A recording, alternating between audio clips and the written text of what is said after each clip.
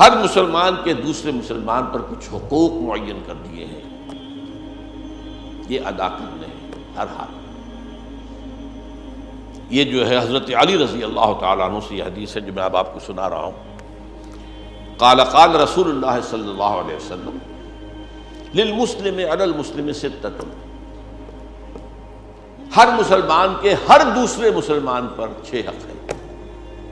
یہ عوامیت جو ہے نا، عمومیت، اس کو ذہن میں رکھیے، عامتہم اسی سے لفظ عموم ہے۔ یسلم علیہ اذا لقیہ، جب ملاقات ہو سلام کرے، اور سلام میں سبقت کرنے کی کوشش کرے۔ اگرچہ کچھ آداب سکھائے گئے ہیں، چھوٹے بڑوں کو سلام کریں، آنے والا پہلے سے جو محفل میں موجود ہے ان کو سلام کریں، سوار پیدل کو سلام کریں، مختلف چیزیں ہیں، انداز ہیں مختلف، لیکن یہ کہ بہرحال جتنی سبقت کی جائے اتنا ہی ثواب زیادہ مل جائے۔ وَيُجِيبُهُ إِذَا دَعَاهُ، اگر وہ دعوت دے کہ آپ میرے ہاں آج کھانا تناول فرماؤ تو اس کو قبول کرے، الا یہ کہ کوئی عذر ہے، کوئی معذوری ہے، کوئی مجبوری ہے، حضرت کر لیں، لیکن یہ کہ یہ حق ہے۔ غریب ہے، ٹھیک ہے، معلوم ہے آپ کو کہ وہ کوئی زیادہ آپ کو مرغل غذائیں نہیں کھلا سکتا، کوئی دال روٹی ہی پیش کرے گا، بہرحال ہے۔ مجھے تو واقعہ یاد آ گیا ہے، میری اہلیہ کے ایک چچا تھے، بہت درویش منش انسان تھے، ویسے وہ نہ مولوی تھے نہ وہ صوفی تھے، لیکن حد سے درویش مزاج کے آدمی، بہت نیک آدمی تھے۔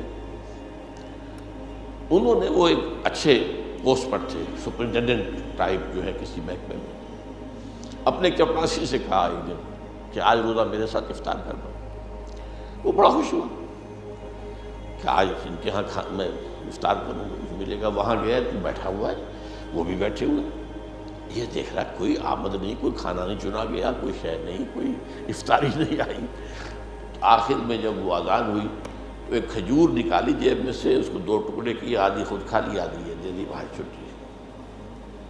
اور یہ حدیث میں علی تمرۃ شق تمرۃ، کھجور کے ٹکڑے پر بھی افطار کرانا جائے، یہ ہے حدیث کے الفاظ۔ اور یہ کہ بعض اوقات جہاں پانی نہایت کمیاب ہوتا ہے تو پانی ہی اگر مہیا کر دیا جائے پینے کے لیے، روزہ افطار کرنے کے لیے کسی، لیکن یہ نہیں ہے کہ آپ تو خود تو روزہ افطار کرتے ہیں اور شربت روح افزا سے اور کسی کو سادہ پانی سے کروائے، تو یہ تو ٹھیک نہیں ہے۔ لیکن یہ کہ بہرحال یہ تو جب دعوت دے بلائے تو آئے۔ وَيُشَمِّتْهُ إِذَا عَطَسَ، جب چھینک آئے تو پھر اس کو یرحمک اللہ یہ کہنا جو ہے، یہ حق ہے اس کا، اس کے لیے دعا کرنا، اللہ تعالیٰ آپ پر رحم فرمائے۔ چھینک ظاہر بات ہے کہ کسی اریٹیشن کا نتیجہ ہے، ناک کے اندر کوئی اریٹیشن ہوئی ہے، یہ زکام کا آغاز بھی ہو سکتا ہے، لیکن یہ کہ بہرحال اس کو کہنا کہ اللہ تعالیٰ آپ پر رحمت فرمائے، یرحمک اللہ۔ اور اس پر مزید آتا ہے کہ پھر وہ شخص کہے بارک اللہ، یہ کیا الفاظ میں، یرحمک اللہ، یہدیک اللہ، یہدیکم اللہ، اللہ تعالیٰ تمہیں ہدایت دے۔ وَيَعُودُهُ إِذَا مَرِضَ، اور جب بیمار ہو جائے تو اس کی عیادت کرے۔ وَيَتْبَعُ جَنَازَتَهُ إِذَا مَاتَ، اور جب مر جائے تو اس کے جنازے کی پیروی کرے، اس کے ساتھ چلے۔